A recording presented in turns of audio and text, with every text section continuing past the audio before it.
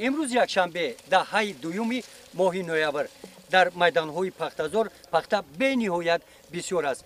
برای کمک به مرد دهقان در ولایت حشر عمومی اعلان شده است.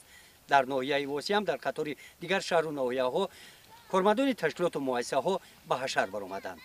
این حشر چون از ریاست کشاورزی ناحیه واسی و منطقه کلوب ریاست اگنتی شغل اهالی منطقه جماعت دهاتی به نام عبدی عوض روز یکشنبه با اعضایان خواجگی دهقانی به نام عبدالله چرنه در دهات به نام عبدی عوض همراه شده در جمع‌آوری حاصل باقی مانده پخته به کشاورزان کمک رسانیدند. روزهای استراحتی اعلان شدن با حشر عمومی برآمدن برای هرچی تستر جمع‌آوری نمودن دسترنج دهقان یعنی پخته برای جمع‌آوری نمودن طبق دستور سپرشو همه تشکیلات مؤسسه‌های ناحیوی و البته به واسطه گروه کاری که از طرف مقامات اجرایی حکومت دولتی ولایت ختنا وابسته شده است در ناحیه واسی با همه جماعت‌های دهات و همه خواجگی پخته‌کار ناحیه سفربر شدند و البته امروز همه با جمع‌آوری پخته با یک دل گرم مشغول هستند. البته ما نقشه داریم که حاصلی که در میدان‌ها باقی مانده است هرچی بیشتر تیزتر در روزهای آفتابی را ثمرناک استفاده برده حاصلی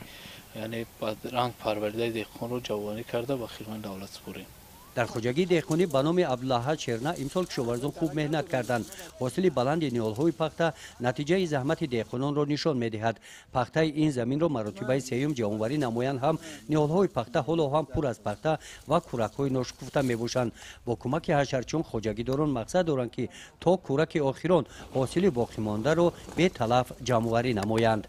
همین نقشه کاری تکنولوژی نو قطعی ما دیدیستم در پخته همین کمتر بر وقتر کدن در کره اگر پد پیلیون کبوشه تو گرمی اومدن اینمی دیده سی نمی قواسیله همه قواسیله تو گرمی اومدن نمیگیره با یکش باقی این شاید دو برابر عید زیاد شوه آینده همه خیلی همه حرکت که استم که همین مقصد همین زورم برسه اگر شرایط که بیجده شرایط ده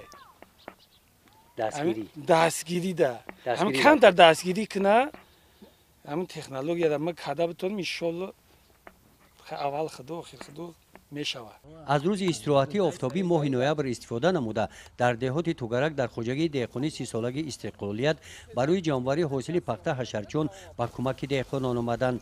توره‌رهبر این خواجگی ذاکر نظرов اطلاع دادند آنها امسال در میدان زیاده از 3 هکتار کشت پنبه‌دانه گذرانده با گرفتن حاصل خوب نائل گردیدند. تا امروز به قدر 30 سانتی حاصل به دست آورده باشند هم در میدان پختازور همان حاصل بسیار است و آنها کوشش دارند که تا بارشات برف و باران‌ها باقی مانده حاصل را پورا جمع‌آوری می‌نمایند. گزارش خواجه نظریف خدای نظر ظهوروف از ناحیه واسی برای برنامه اطلاعاتی نوید.